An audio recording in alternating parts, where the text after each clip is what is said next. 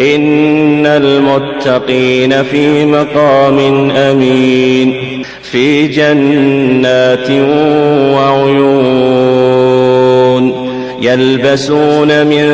سندس وإستبرق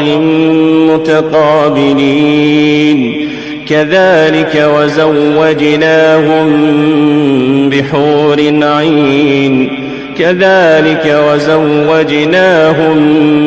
بحور عين يدعون فيها بكل فاكهة